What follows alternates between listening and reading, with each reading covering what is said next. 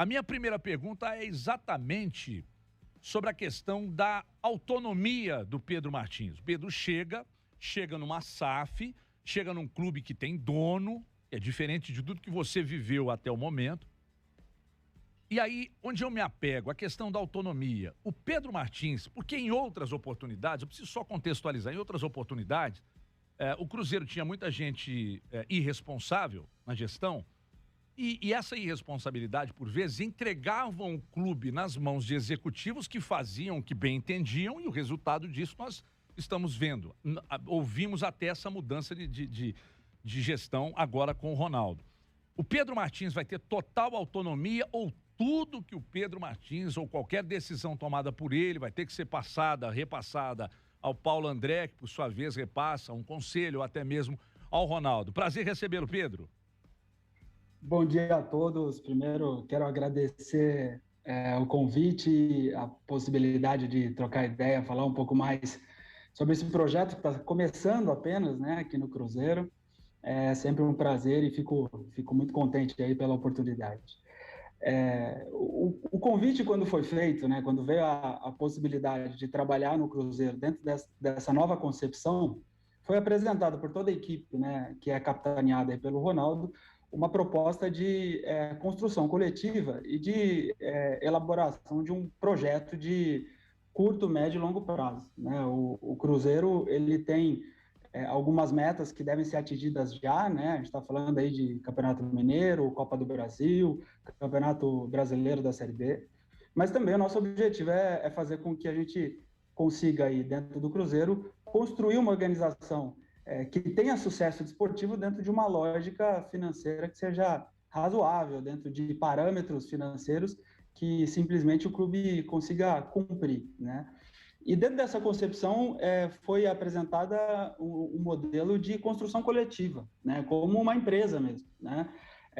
Em nenhuma grande empresa você vê profissionais com superpoderes, né? Você vê profissionais com alçadas, né, de tomada de decisão.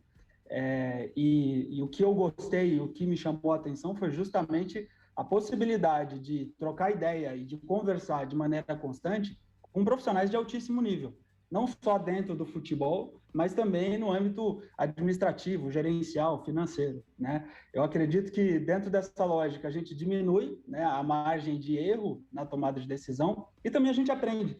Né, acho que o mais divertido aí, eu acho que para vocês também, quando você está no ambiente de trabalho, é poder aprender, poder evoluir, poder crescer, e esse ambiente de trabalho me satisfaz muito, né?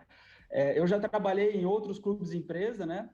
Trabalhei na Ferroviária, que tinha uma concepção parecida, óbvio, em escala menor. Trabalhei na Federação Paulista, que também sempre foi gerenciado como uma empresa, né? E esse superpoder que você mencionou, que às vezes alguns profissionais têm, na minha visão, ele é mentiroso, né? Porque você tem isso por curto tempo e você está tomando decisão com base no que você acredita de futebol e não necessariamente no que é melhor para a instituição. Então, se me chegarem com uma proposta dessa, eu já te adianto que eu não aceito. CJ. Ô, Pedro, prazer falar com você, receber você no 98 Esportes. Como é bom falar com alguém do Cruzeiro aqui no 98 Esportes, né? Nós que em um passado bem recente tivemos uma dificuldade grande de comunicação e eu fico muito feliz, muito feliz. Você foi muito bem recomendado na sua chegada aqui. Muitas pessoas que trabalham com futebol, que eu conheço e eu tive o prazer de conversar e trocar ideia, te elogiaram muito. Então aqui o desejo de um grande sucesso para que você possa fazer um trabalho em uma enorme instituição e que possa voltar a ser elogiado, voltar nas páginas esportivas e que possa manter esse contato direto aqui com o 98 Esportes, seja para elogiar, para criticar, para que a gente possa resenhar sobre futebol com altíssimo nível. Então, muito bem-vindo. Como são muitas perguntas, Pedro, e o seu tempo é muito curto, eu vou fazer duas perguntas aqui rápidas. Uma, diante dessa sua resposta. O torcedor do Cruzeiro precisa muito da transparência. Foi muito falado em transparência. Aliás, palavras como transparência e projeto no futebol, elas estão a todo momento na boca de muita gente. Jogador, treinador, imprensa, dirigentes. Mas é tão difícil enxergar, é tão difícil ver e é tão difícil ter esses projetos. Então, mediante essa sua primeira resposta, Quais seriam essas metas a curto prazo que o torcedor possa entender e buscar e até para ter paciência nesse processo? Essa é a minha primeira pergunta. Minha segunda pergunta é sobre o zagueiro Michael, que ontem nós vimos aí algum noticiário de interesse do Santos. O Carille gostaria de ter o Michael lá no elenco do Santos. Em que pé está isso? Existe a chance desse zagueiro deixar o Cruzeiro? Muito bom dia e muito bem-vindo aqui ao programa.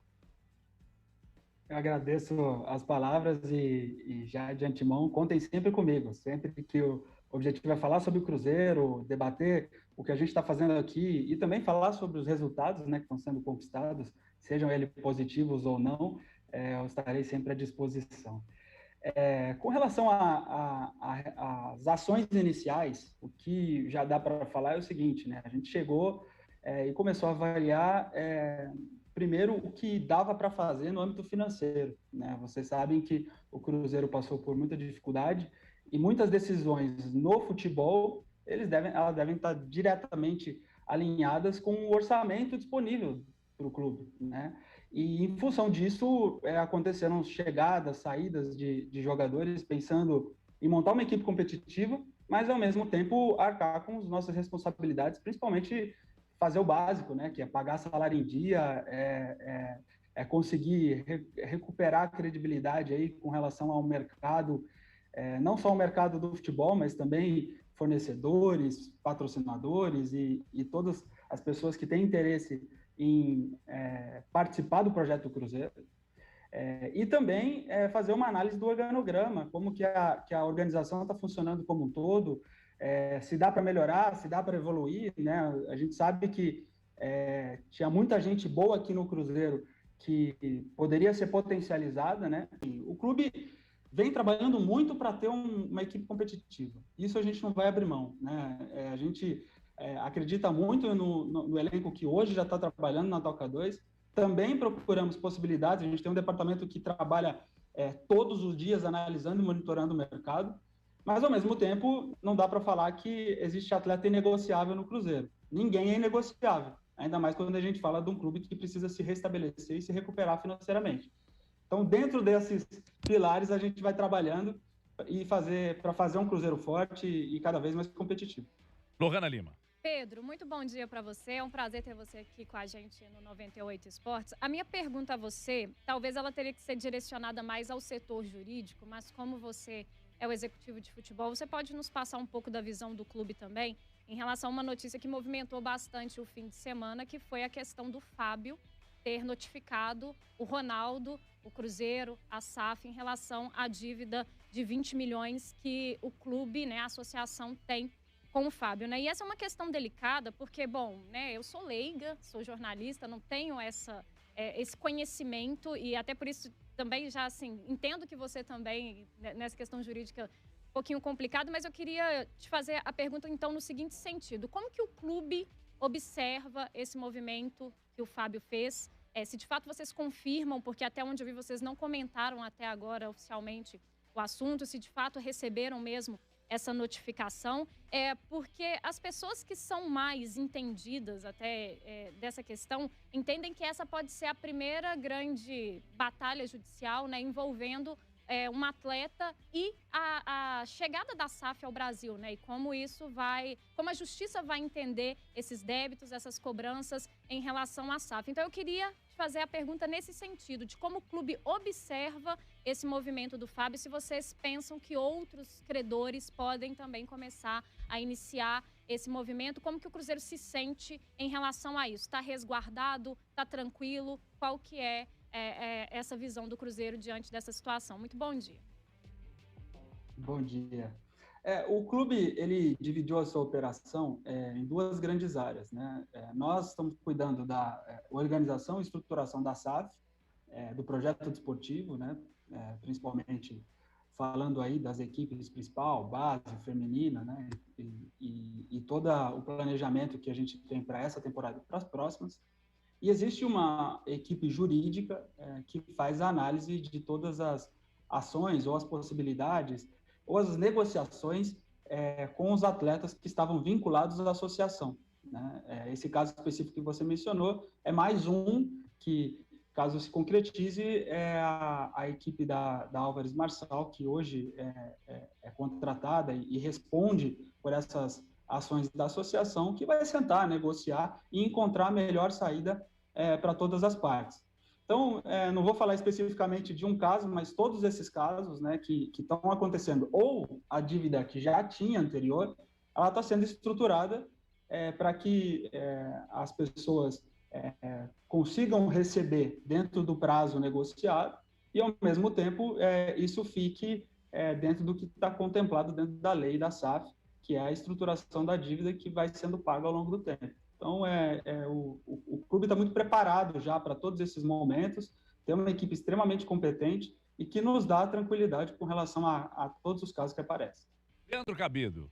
Pedro, prazer falar com você. Essa semana a gente teve algumas situações da própria torcida do Cruzeiro ter reclamado do fato de ter que jogar no Independência, sendo que o próprio sócio-torcedor do Cruzeiro, a experiência do sócio-torcedor do Cruzeiro é praticamente voltada para o Mineirão.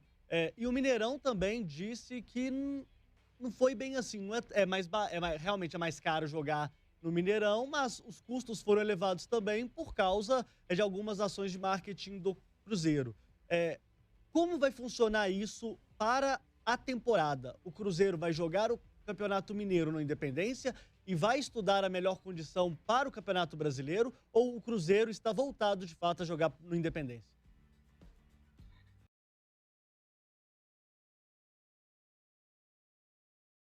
O que eu consigo falar, essa não é especificamente a minha área, né, mas, obviamente, a gente conversa muito aqui sobre todas as medidas que estão sendo tomadas dentro do clube. O Cruzeiro está num momento financeiro extremamente delicado, né? O clube ele precisa tomar as decisões de maneira racional e levando em consideração o médio e longo prazo, porque não adianta mais, o clube não consegue mais assumir compromissos que ele não pode pagar. Então, a decisão de jogar no Independência foi justamente em função das dificuldades financeiras do clube. Assim, o Cruzeiro não vai assumir compromissos que ele não pode cumprir. É óbvio que a gente gostaria de tomar a decisão que deixe o torcedor mais confortável, que também faça com que exista uma possibilidade da gente ter cada vez mais público, mas fazendo todos os cálculos e todas as contas, hoje essa não é a realidade. Então, até para conseguir montar uma equipe competitiva, pagar os atletas em dia, pagar os colaboradores em dia, o clube vai tomar a decisão com base na finança e a gente acredita muito aí no potencial que a torcida do Cruzeiro tem, justamente com relação ao sócio-torcedor, para que essa situação seja modificada, né? A gente sabe que com uma quantidade maior de sócio e com uma estrutura de receita que deixa o clube cada vez mais confortável, você também consegue assumir mais riscos, tomar decisões de investimento, coisa que hoje não é possível. Então, a gente pede também a compreensão aí de todos e entenda que o momento do clube é de cortar na carne. O Pedro, eu vou pegar uma carona na pergunta do Cabido e na sua resposta, porque, obviamente, como executivo de futebol, você participa disso. A diferença no custo para se jogar pode parecer uma pergunta óbvia, mas recentemente eu fiz a mesma pergunta a uma pessoa do Mineirão que me disse, depende da questão do custo de jogar no Mineirão ou no Independência, porque no Mineirão você abre setores. Então, se você abre um setor, o custo fica relativamente igual, por um ou dois setores, fica relativamente igual a jogar no Independência. Mas no Independência pode ter uma questão também de ter uma expressão contra adversários, então, enfim. Mas a minha questão, e a carona na pergunta do Cabido, vem a reboque no sentido de que a diferença para o que o Cruzeiro paga pelo aluguel é considerável jogando no Independência, Pedro? De novo, eu não consigo e nem posso entrar em questões contratuais e nos detalhes dessa decisão, até porque também não é a minha área, né?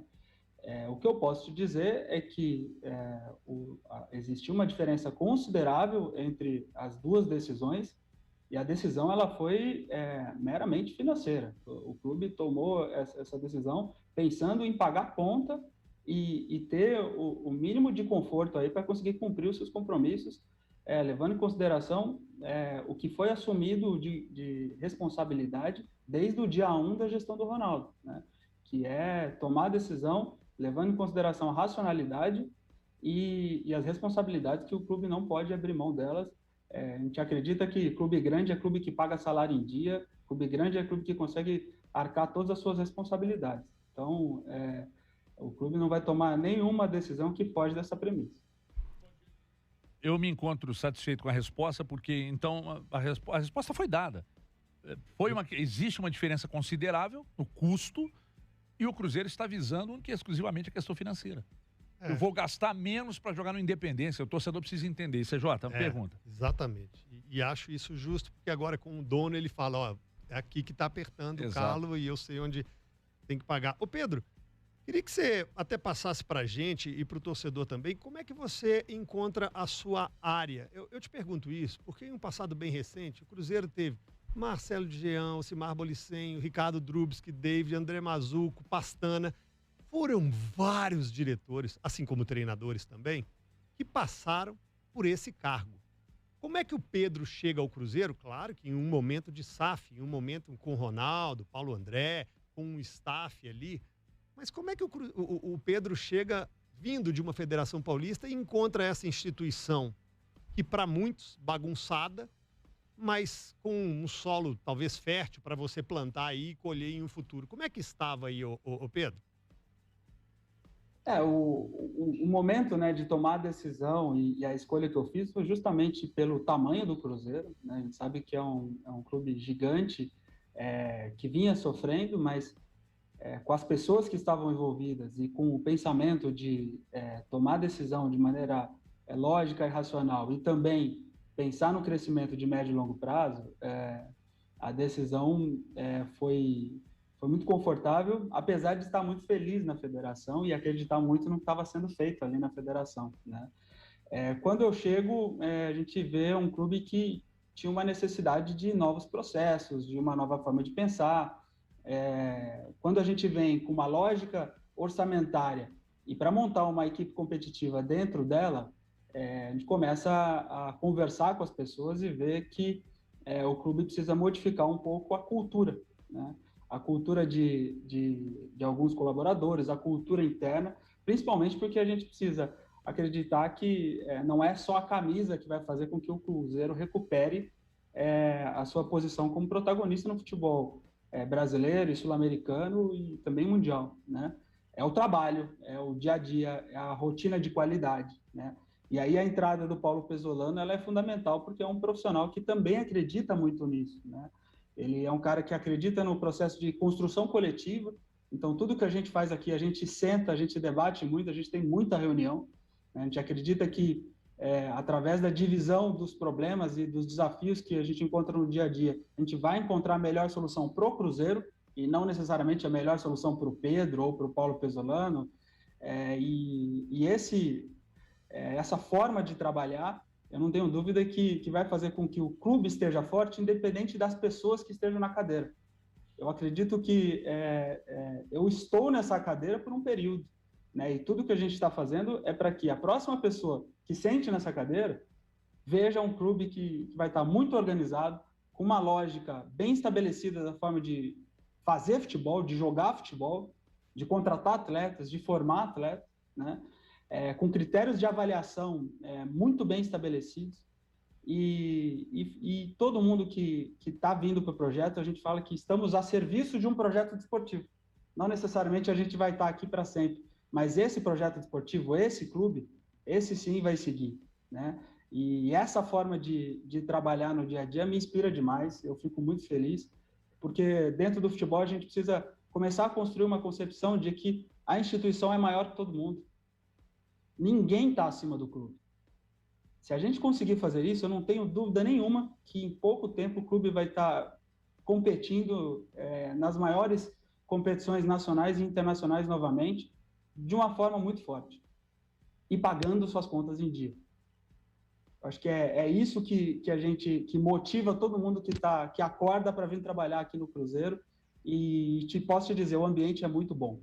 É um ambiente saudável. A gente vê as pessoas felizes aqui no dia a dia e isso eu acredito que gera resultado. Isso faz com que a bola entre lá no gol. É óbvio que A gente precisa se preocupar muito com o que está acontecendo no dia a dia, no treinamento, rotina dos atletas, né? Mas o ambiente, ele quebra barreiras e ele faz com que as pessoas se sintam muito mais motivadas a conquistar os objetivos que foram traçados. Ô Pedro, é impressionante como a gente tem segurança, né, quando houve quem é do ramo. É impressionante como passa segurança para nós aqui, não é nenhum tipo de oba-oba e tentar vender ao torcedor, através de suas palavras, uma ideia fictícia de que, bom, a médio e longo prazo... Não, é porque um clube organizado, um clube que paga em dia, você falou de ambiente, o ambiente, quando ele está carregado, quando você não tem salário em dia, quando a vaidade impera, a vaidade pessoal impera, o resultado é sempre o fracasso. Então, quando você nota que o Cruzeiro está repleto de profissionais da bola, e você, talvez, e até a Lohana estava me falando, e o Cabido aqui também, de outros trabalhos feitos por você, por onde você passou, tão jovem e tão competente, e você não está no Cruzeiro simplesmente porque é amigo do amigo, porque pertence à família tal, à família A, ou B, ou C, aí no Cruzeiro. Não, você está porque você merece estar ocupando o cargo que ocupa. Então, dá para acreditar sim, e eu acredito muito num clube organizado, numa gestão financeira austera, em ideias convergentes, desde a ponta do iceberg até quem está aqui embaixo. Então, parabéns ao trabalho, parabéns ao Cruzeiro por ter escolhido Pedro Martins. O espaço está sempre aberto para você aqui, Pedro, e faça uso dele, porque é importante esse contato direto e frequente.